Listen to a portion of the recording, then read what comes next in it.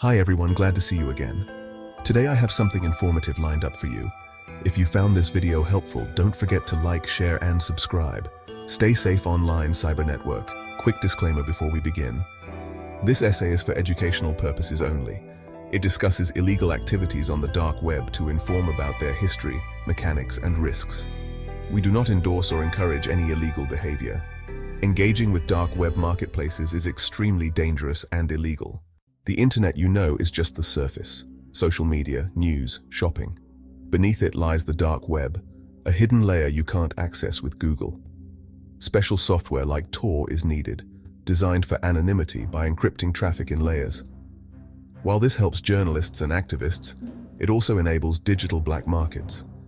These dark web marketplaces aren't like Amazon. They're anonymous bazaars for illegal goods. Transactions use cryptocurrency, mainly Bitcoin, for privacy. These markets became infamous as the internet's lawless frontier.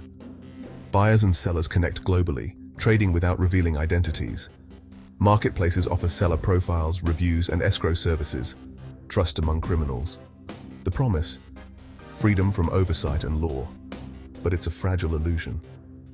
We'll explore the rise of the Silk Road, its mysterious creator, and its dramatic fall. Then, we'll see how even bigger markets like AlphaBay emerged. This is a story of technology, crime, and the ongoing battle between digital outlaws and law enforcement. The dark web is a world of digital ghosts, and the hunters who pursue them. Let's dive into how it all began. In 2011, a new site appeared on the dark web, Silk Road. Named after the ancient trade route, its purpose was controversial, an anonymous marketplace for illegal drugs. Its founder believed in libertarian ideals, seeing the site as a political and technological experiment. Tor provided anonymity. Bitcoin enabled untraceable payments.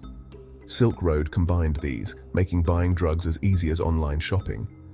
Users browsed listings, read reviews, and received packages discreetly. The site grew through word of mouth, quickly gaining notoriety. It sold more than drugs, documents, hacking services, even art, but banned anything meant to harm others. This twisted moral code gave Silk Road a strange legitimacy among users. Within 2 years, it became a billion-dollar enterprise, changing the drug trade forever. News coverage only fueled its legend. At the center was its enigmatic founder, known as the Dread Pirate Roberts. He became a digital kingpin, ruling a new kind of underworld. Silk Road's success inspired a new era of online black markets, but its rise would soon attract the attention of law enforcement. The digital Wild West had a new sheriff on its trail. Silk Road's king was the mysterious Dread Pirate Roberts, a name borrowed from the Princess Bride. He was more than an admin. He was the site's philosopher, defending it as a form of civil disobedience. DPR claimed Silk Road reduced violence by moving drug deals online, settling disputes with reviews, not weapons. He managed staff, resolved conflicts, and became a folk hero to users. But running a billion-dollar criminal empire brought threats from hackers, scammers, and law enforcement. Under pressure, DPR allegedly resorted to violence, even commissioning hits to protect the site. His true identity was a closely guarded secret, fueling speculation and legend. Law enforcement worldwide was determined to unmask him. The hunt for Dread Pirate Roberts became a global obsession. To bring down Silk Road, they had to find its elusive king. The chase was on, leading investigators through a maze of digital clues. Silk Road and its successors relied on two technologies, Tor and Bitcoin. Tor anonymized users by bouncing traffic through encrypted relays worldwide. This made tracing buyers and sellers nearly impossible. The marketplace itself mimicked e-commerce sites, with listings, reviews, and categories. Trust was built through user ratings.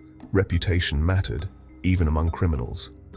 Payments were made in Bitcoin, adding another layer of secrecy. Escrow protected buyers. Funds were held until delivery was confirmed. The site took a cut of every sale, generating huge profits. The weakest link was physical delivery. Sellers used stealth packaging to evade detection.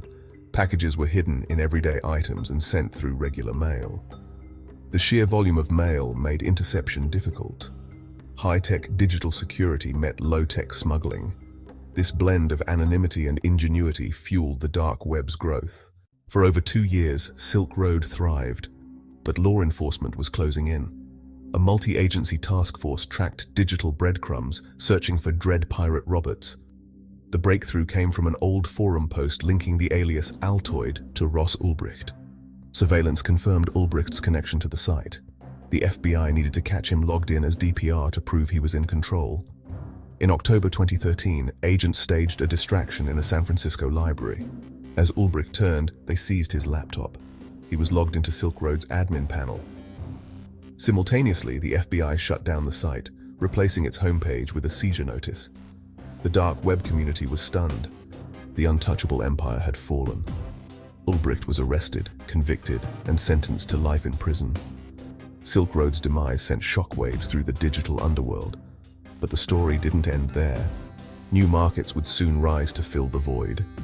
The battle between law enforcement and the dark web was just beginning. Silk Road's fall left a power vacuum, but the dark web didn't die.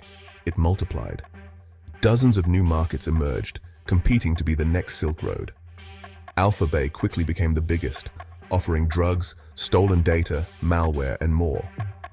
Led by the mysterious Alpha-02, AlphaBay grew to 10 times Silk Road's size.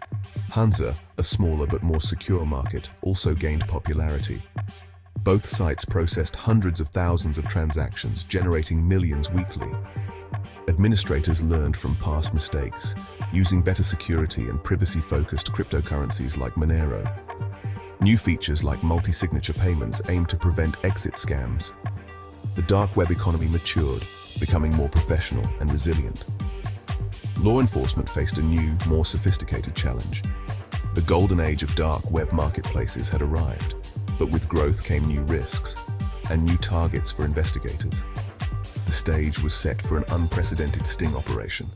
The cat-and-mouse game was about to escalate. Law enforcement knew shutting down one market wasn't enough. Operation Bayonet targeted AlphaBay and Hansa in a coordinated global sting. The first break came when Alpha-02 used a personal email, leading investigators to Alexander Kazes in Thailand. Kazes was arrested. AlphaBay was seized and taken offline. Panic spread. Users flocked to Hansa seeking safety, but Dutch police had already secretly taken over Hansa weeks earlier. For a month they ran the site, monitoring every transaction and capturing user data. When AlphaBay refugees arrived, police harvested thousands of identities. On July 20th, 2017, Hansa was shut down, its homepage replaced with a seizure notice. The trap had sprung. Hundreds of arrests followed worldwide. Trust in dark web markets was shattered. Law enforcement had outsmarted the underworld at its own game.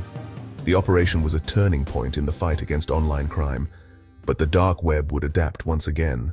The dark web promises anonymity and forbidden goods, but the risks are immense. Buyers face arrest, prosecution, and unregulated products, sometimes deadly. Scams are rampant. Exit scams can wipe out thousands in Bitcoin. Sellers and operators are prime law enforcement targets, risking long prison sentences. The pressure leads to paranoia, isolation, and vulnerability to hackers and extortion. These markets fuel global drug trade, identity theft, and cybercrime, harming millions. Hacking tools and stolen data sold here make the internet less secure for everyone. While some claim these markets reduce street violence, they create new, widespread digital harm. The dark web is not victimless. Its consequences are real and far-reaching. Every participant is at risk, legally, financially, and personally. Operation Bayonet was a landmark victory, sowing distrust in the dark web. For a time, chaos reigned. Users feared new markets were police traps. The era of massive, centralized marketplaces ended. The scene fractured into dozens of smaller sites. Decentralization made law enforcement's job harder. Shutting one market barely slowed the trade. Some vendors now run private invitation-only shops for trusted clients. Privacy coins like Monero have replaced Bitcoin on many sites, making transactions harder to trace. Operators use stronger encryption and decentralized infrastructure, learning from past mistakes. The cat-and-mouse game is more advanced than ever. Black markets endure as long as demand exists.